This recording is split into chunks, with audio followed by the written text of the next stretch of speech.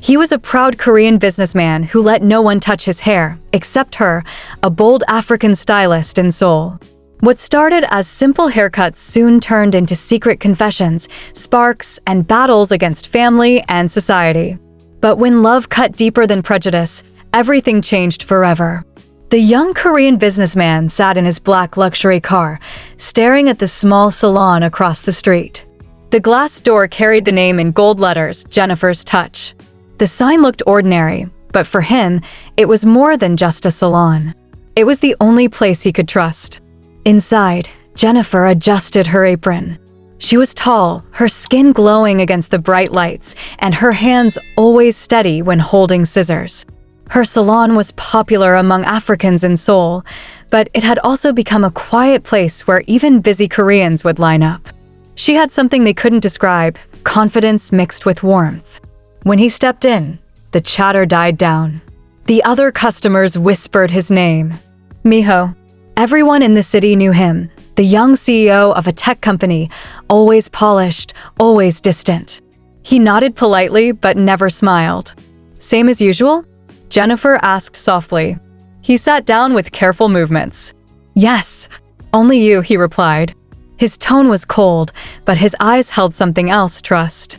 Other stylists had begged him before, offering free services or luxury treatments. He refused. His assistant once booked an appointment at the most expensive men's salon in Seoul. He walked out after 5 minutes. Only Jennifer could touch his hair, and nobody knew why. As she picked up her comb, her fingers brushed his temple. His shoulders relaxed almost instantly. She noticed. Rough day? She asked. He didn't answer right away. He closed his eyes, letting the sound of scissors fill the silence. Finally, in a low voice, he said, "Investors are questioning me. They think I can't handle pressure. They think I'm too young." Jennifer tilted her head. "Do you believe them?" His lips curved faintly, almost bitterly. "No, but sometimes. I wonder." She didn't lecture him. She didn't give empty words. Instead, she parted his hair gently and began shaping it, each snip carrying more comfort than words could. For Miho, this wasn't just a haircut. It was the only time he could lay down his armor. Outside, rain began to fall, sliding against the glass windows. Inside, Jennifer leaned close, whispering, "Your crown is safe here." Miho opened his eyes and met hers through the mirror. For the first time, his cold gaze softened. He said nothing more, but deep inside, something shifted. The next morning, in his office, Miho stared at his reflection in the floor-to-ceiling windows. Sharp lines, neat style, perfect as always. But all he could think about was how she had looked at him through the mirror. Not as a CEO, not as a rich man, but as a human. His secretary entered. "Sir, the investors want to move up the meeting. They seem restless." "Cancel it," Miho said. The secretary blinked. "Sir, reschedule. Tell them I will call when I'm ready." His voice was calm, but his chest tightened. He wasn't sure why he was making this choice. Maybe because, for once, he wanted to control his own time, not theirs. That evening, his car stopped in front of the salon again. Jennifer was closing up, sweeping the floor. She looked up in surprise when he stepped inside. "You're closed," she said. "I need," he paused, his polished voice breaking slightly. "I need some quiet." Jennifer studied him for a moment.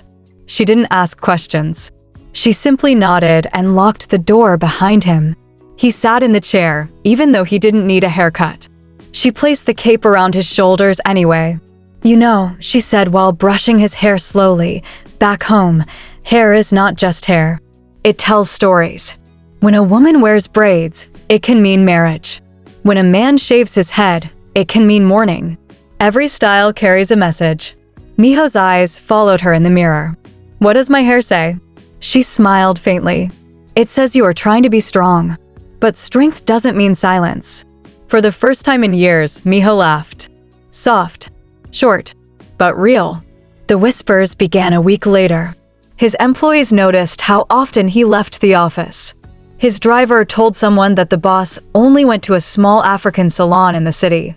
Soon, rumors spread like wildfire. "Why her?" people asked. "Is he dating her?" When Miho walked into the boardroom, the executives' eyes followed him with quiet suspicion. They didn't dare ask, but they wondered. His polished image had cracks now, and the gossip only grew. But Miho didn't care. Not anymore. Because every time he sat in Jennifer's chair, the world felt different. She listened. She spoke. She shared stories about Africa, about hairstyles made for weddings, festivals, or warriors. Each story painted colors into his gray life. One evening, as she braided a small section of his hair playfully, she said, "Back home, this would mean a man has found someone he trusts." His chest tightened. He looked at her reflection in the mirror. "And have I?" Jennifer froze, then quickly laughed it off. "I was only telling a story." But the air between them told another truth. The next time Miho visited, he arrived later than usual. The salon was empty, the city outside buzzing with neon lights. Jennifer was humming a soft African tune as she folded towels. She didn't expect him, but when the door opened, she smiled. "You're late," she teased gently.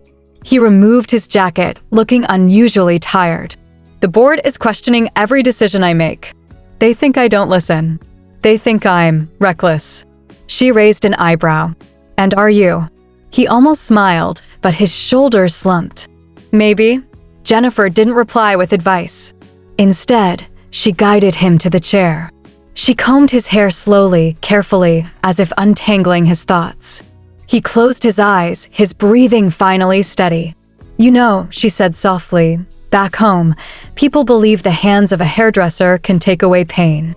Every snip, every braid, it's like lifting weight off the soul." He opened his eyes and looked at her reflection. "Does it work for me?" She held his gaze. "You tell me." For a long moment, neither spoke. The room was filled only with the sound of scissors and the rhythm of her hands. And in that silence, he felt something he had never felt in the boardroom, in meetings, or even in his own home peace. The next week brought trouble. Miho's company faced a sudden betrayal. One of his closest executives had leaked information to a rival. Contracts slipped through his fingers, investors panicked, and his phone never stopped ringing. But instead of going home after the chaos, he found himself at Jennifer's salon again. His driver was confused. "Sir, shouldn't we go to the office?" "Drive here," Miho ordered firmly. When he entered, Jennifer saw the storm in his eyes. His usual sharp suit looked disheveled. His tie was loose, his hair messy. She didn't ask questions. She simply said, "Sit." As she worked on his hair, he finally broke. "They betrayed me," he whispered, his voice raw. "Someone I trusted.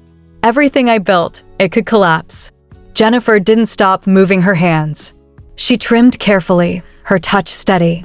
"Sometimes," she said, "a tree must be shaken for its bad fruits to fall. The tree survives. It grows stronger." He let out a shaky breath, almost a laugh. "You and your stories." "Stories carry truth," she replied softly. "You just don't want to hear it yet." Miho stared at her through the mirror. His world was crashing, but somehow, here in this small salon, the weight on his chest felt lighter. The rumors grew louder. His employees whispered. His friends joked. Even his mother, a strict, elegant Korean woman, had heard. "Why must you go to that salon?" she asked coldly during dinner. "There are better places." "People are talking, Miho." "A CEO and a foreign hairdresser? It does not look good." Miho set down his chopsticks slowly. His mother's tone carried more than worry, it carried judgment. "She understands me," he said simply. His mother's eyes narrowed. "She cuts your hair. That is all." "No," Miho said firmly, his voice low but certain. "It's not all." That night, he drove to the salon without calling ahead. Jennifer was surprised to see him again. Twice in 1 week. Something must be serious. He sat down, removing his jacket with sharp movements. His face was tense. "Did someone upset you?" she asked while tying the cape around his shoulders. "My mother," he muttered. Jennifer paused. Parents." She smiled knowingly. "What did she say?" "That people will talk." Jennifer chuckled softly. "Let them. People always talk." Back home, when a man chooses a woman, the whole village whispers. But in the end, only the two people matter. Miho turned his head slightly, studying her. And if the man hasn't chosen yet? Her hands froze for just a second. She pretended to focus on trimming his hair, but her voice was steady. Then maybe he doesn't know what he wants. Their eyes locked in the mirror. Neither spoke after that. The silence was louder than words. The betrayal in Miho's company grew worse. A scandal hit the news. Reporters waited outside his office, flashing cameras. Investors threatened to pull out. For the first time, Miho's perfect image cracked in public. But instead of hiding, he did something unexpected.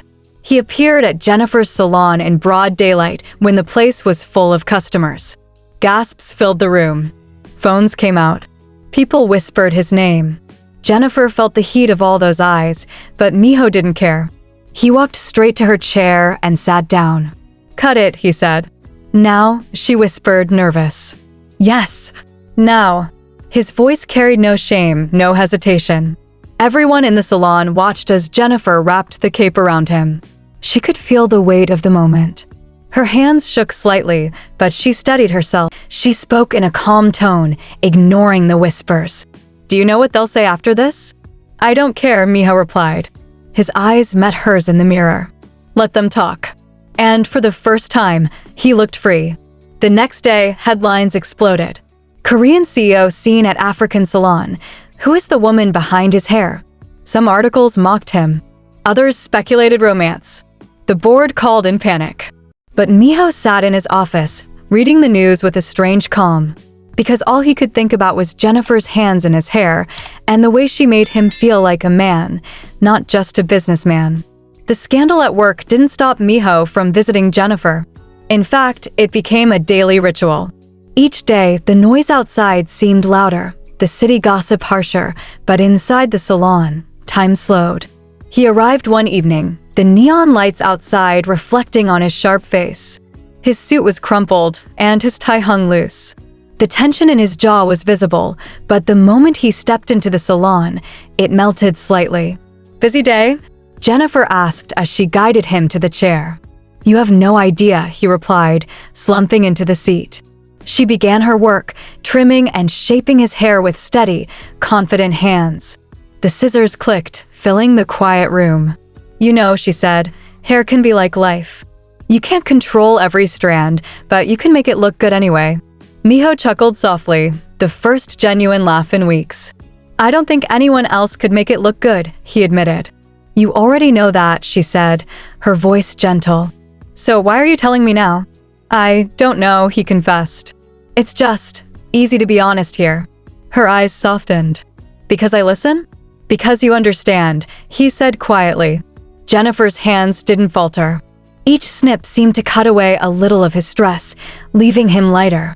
And for the first time in days, he felt something he hadn't felt in years: peace. A week later, the rumors reached the board.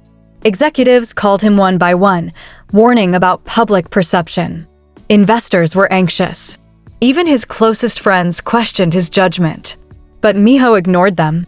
He had made his choice. When he arrived at Jennifer's salon that evening, she noticed a strange calmness in him. "You look different," she said, studying his face. "I feel different," he admitted. "I don't care about the gossip anymore." "Not really." Jennifer paused for a moment. "That's dangerous," she teased. "Your reputation is on the line." "Maybe," he said with a half smile. "But what matters more is me." And this, he gestured at the chair, the scissors, and her hands. She shook her head, smiling softly. "You're impossible." "I know," he said, leaning back. "But somehow, you make it feel okay." The next day brought a new challenge. Miho received a call from his father. A family emergency. Something serious. He needed to fly immediately to Busan, but the stress weighed heavily on him. Jennifer noticed his distracted mood the next evening. "Something happened?" she asked gently. "My father, he's sick." "I might need to leave the city," he admitted. She didn't flinch. She simply nodded, finishing the last section of his haircut. "Then you'll go," she said. "And when you return, we'll pick up where we left off." He looked at her, surprised by her calmness. "You don't even hesitate?" "Why should I?" she said. "I'm not just here for your hair, Miho. I'm here for you." Her words hit him like a wave. He had spent his whole life protecting himself, hiding emotions, wearing armor. And yet, here she was, unafraid of him, unafraid of the rumors, unafraid of his power or his wealth. He didn't respond immediately. He just let her hands continue their work, the tension in his shoulders slowly dissolving. That night, Miho couldn't sleep. The thought of leaving, of facing his family, of handling the crisis alone, gnawed at him. But more than that, he couldn't stop thinking about Jennifer.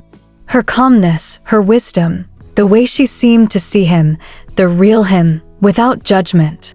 He remembered the first time he had sat in her chair, years ago. The way she had listened to his fears, shared her own stories, taught him about culture, about patience, about life beyond spreadsheets and boardrooms. And suddenly, he realized something that scared him more than the scandal or the family emergency. He didn't want to be without her. The following morning, Miho arrived at the salon earlier than usual. Jennifer was surprised. "You're early," she said. "I can't leave without saying goodbye properly," he said. His voice was softer than usual. She nodded, sensing the weight behind his words. "Then sit," she said. "Let me finish what we started." As she combed through his hair, a silence settled. It wasn't awkward, it was comforting. Miho finally let himself relax. He wasn't the CEO anymore. He wasn't the gossip. He was just him. And for once, that felt enough.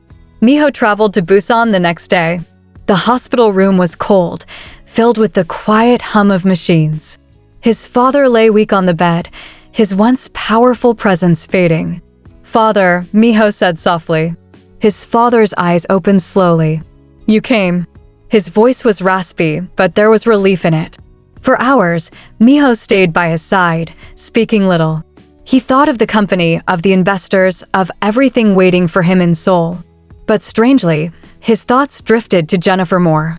The calmness in her voice, the way her hands had steadied him, the way she said, "I'm not just here for your hair, Miho. I'm here for you."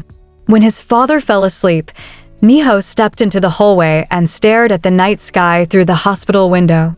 He reached for his phone. Without overthinking, he dialed her number. She answered on the second ring. "You okay?" she asked. Her voice was warm, familiar, a comfort he didn't know he needed until that moment. "I'm fine," he whispered. "I just needed to hear you." There was a pause. Then she said, "Then I'm glad you called." For the first time in days, Miho smiled. Days passed and Miho's father slowly recovered. The company crisis, however, only worsened. News outlets ran endless stories about betrayal in his ranks, about investors pulling out, about the CEO's strange visits to a foreign salon. By the time Miho returned to Seoul, the board had called an emergency meeting. "You're destroying this company," one executive shouted. "The media mocks us. Investors have no confidence. And you," his eyes narrowed, "you parade around with that woman." Miho's jaw tightened. He had always kept his composure in meetings, but this time, he slammed his hand on the table. "Enough," he snapped. "What I do outside these walls is none of your business. What matters is this company. And if you can't separate the two, then leave." The room fell silent. No one dared to speak after that. But Miho knew the war wasn't over. That evening, he returned to Jennifer's salon. She noticed the storm in his face before he even sat down. "Bad day?" she asked softly. "The worst," he admitted. She draped the cape around him, combing through his hair with slow, deliberate strokes. "Do you want to talk?" He let out a heavy sigh. "They think I'm weak. They think being with you makes me distracted, less of a leader." Jennifer paused. "And do you believe them?" He met her eyes in the mirror. His voice was steady. "No, because you don't make me weak. You make me stronger." Her hand stilled for just a moment, then continued its work. But her heart beat faster, louder than the scissors in her hand. The salon became more than a salon after that. For Miho, it was a sanctuary. For Jennifer, it was a battlefield of emotions she didn't ask for but couldn't escape. Every touch of her fingers through his hair carried unspoken words. Every glance in the mirror felt longer, heavier. The line between client and friend blurred until it was almost gone. One night, as she finished trimming his hair, Miho didn't move. He sat still, staring at her through the mirror. "What is it?" she asked, nervous. His voice was low, almost a whisper. "Do you ever wonder what this really is?"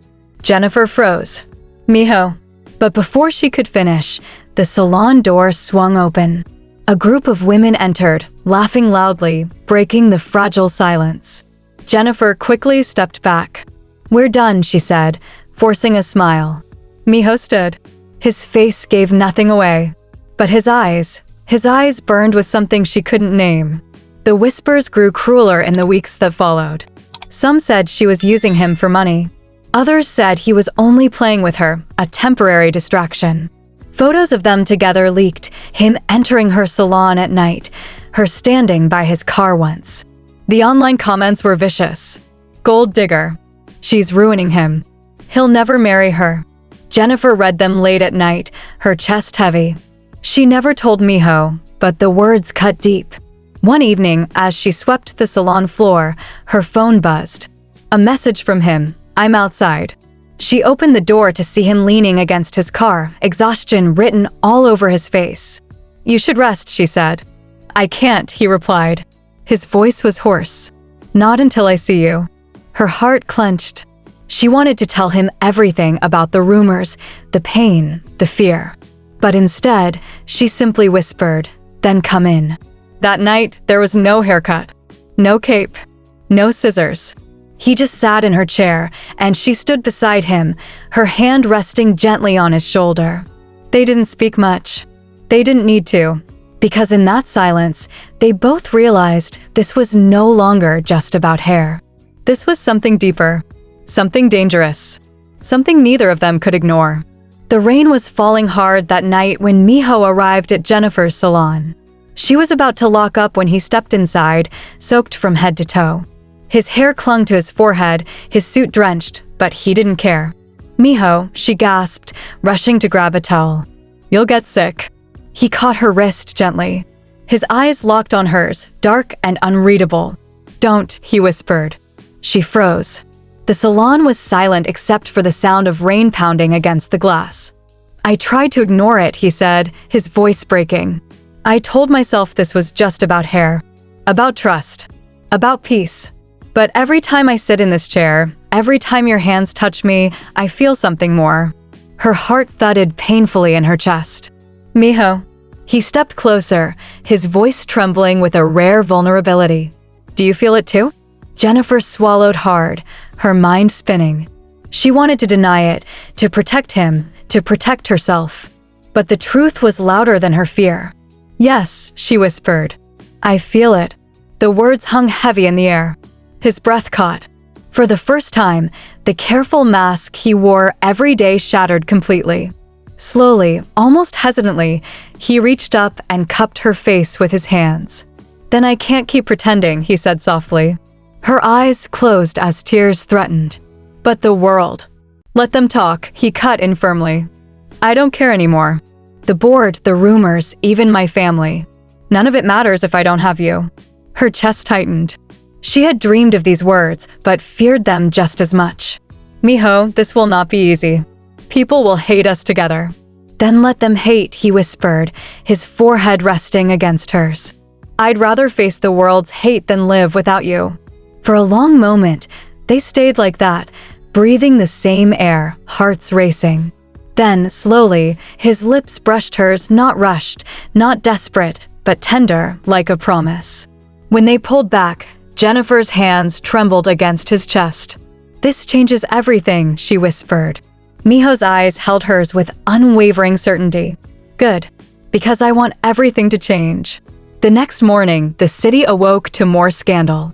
Paparazzi had caught photos of Miho leaving Jennifer's salon late at night, his jacket around her shoulders. Headlines screamed, "CEO's secret relationship with foreign hairdresser exposed." The internet buzzed with cruel comments. Investors threatened to cut ties. His mother called, furious. But Miho didn't hide. He walked into the office with his head high, ignoring the stares. And that evening, he returned to Jennifer's salon again, not in secret, but in full view of the world. When he entered, she looked nervous. "The news," she began. I saw it, he said calmly. And I don't care. Her lips parted in shock. But your company. My company will survive. I will survive. But without you, I won't. Her throat tightened, tears stinging her eyes. You mean that? I've never meant anything more, he said firmly. And this time, when he kissed her, it wasn't gentle. It was certain. Certain that this was the beginning of something they could no longer deny. From that night on, their relationship was no longer hidden. It was raw. It was real. And it was dangerous. But in Miho's heart, there was no doubt. And in Jennifer's, there was no turning back. The call came 2 days later. Miho, his mother's voice was sharp, leaving no room for escape. Come home. Tonight. He knew what awaited him. The news had spread too far, the scandal too loud. His mother wouldn't let it pass quietly. That evening, he arrived at the family estate, a house filled with tradition, silence, and judgment. The maid opened the door and bowed, her eyes flicking nervously. She had seen the headlines too. Inside, his mother sat at the low table, dressed in a silk hanbok, her posture perfect as always. Her eyes, however, burned with restrained fire. You shame this family, she said without greeting. A CEO caught in the arms of a foreign hairdresser? Do you realize what people are saying? Miho's jaw clenched. I don't care what they say. His mother slammed her teacup down. You should. Reputation is everything. Our name, our company, our bloodline. Enough. Miho's voice rose, firm but calm. I have lived my life under your rules, mother. I have been perfect. Controlled. Silent. But with her, his chest rose and fell quickly. For the first time, I am not alone. For the first time, I am alive. His mother stared at him, stunned by his boldness. Silence filled the room. Finally, she spoke again, softer this time. And what is she to you? A distraction? A rebellion? Or, her voice trembled slightly, or something real? Miho didn't hesitate. She is the woman I love. The words hung heavy in the air. His mother's lips pressed into a thin line. Her eyes glistened, but she quickly looked away. You think you can build a future with her? The world will tear you apart. Then let them try, Miho said firmly. Because I won't let her go. His mother studied him for a long time. Finally, she sighed, her shoulders sagging slightly, a crack in her perfect armor. You are stubborn, she muttered. Just like your father. For the first time, her voice carried no anger. She leaned back, closing her eyes. I will not bless this, but neither will I stop you. If she truly makes you stronger, then prove it to me. Prove she is worth the fight. Miho's chest tightened. It wasn't full acceptance, but it wasn't rejection either. It was something in between, a secret doorway, a test. Thank you, mother, he said quietly. Do not thank me, she replied coldly, though her eyes betrayed a softer truth. Thank her, if she survives what is coming. The next evening, when Miho entered Jennifer's salon, she noticed something different in his face. His usual sharpness was replaced with a rare calm. What happened? She asked. He took her hand gently, something he had never done so openly before. My mother, he hesitated, then smiled faintly. She didn't forbid us. Jennifer blinked, shocked. She didn't. She doesn't understand yet. But she's willing to watch, to see if we survive this. Jennifer's lips parted, her chest tightening. She knew what that meant. It wasn't just about them anymore. It was about proving their love against the weight of tradition, culture, and power. Miho cupped her face gently. I don't care how hard it gets. I'm not letting you go. And as she leaned into his touch, Jennifer realized for the first time that this was no longer just a fragile love hidden in a salon. It was a battle, a test, a future waiting to be fought for. The weeks that followed were quiet on the outside, but inside Miho's world, storms were brewing. In the safety of Jennifer's small apartment, however, life felt different. One night, after a long day, they sat on her floor eating ramen from the same bowl. She laughed when he struggled with the chopsticks. You own half of Seoul, she teased, but you can't handle noodles? He smirked, wiping broth from his lip. I wasn't raised for normal life. Everything was silver spoons and golden cages. Her smile faded, replaced by a softness he rarely saw in anyone's eyes. "And what do you want?" "Outside all the cages." For a moment, the CEO, the man feared in boardrooms, admired in magazines, looked almost boyish. Vulnerable. "I want this," he said, his voice low. "I want nights where I don't have to pretend. Where someone sees me, and not my name." Jennifer's chest tightened. No man had ever looked at her like that, like she was home. She reached over and placed her hand on his. "Then you'll have it. With me." Their eyes locked, silence heavy with unspoken promises. Then Miho leaned forward, his lips brushing hers gently at first, then deeper, hungrier, like he had been holding back for far too long. When they finally pulled away, breathless, he whispered against her skin.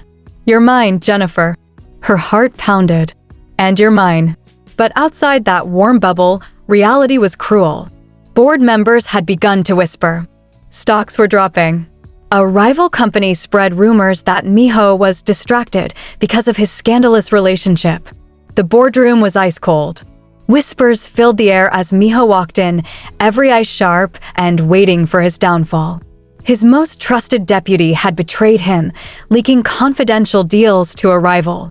The sharks smelled blood. But he didn't come alone. Behind him, quiet but steady, Jennifer entered. She wore no designer dress, no jewels. Just herself. Strong, grounded, unshakable. One of the men scoffed. "So this is the woman destroying our company?" Jennifer didn't flinch. She placed a file on the long oak table. "Actually," she said firmly, "I'm the woman who found out who's been selling you out." The room stilled.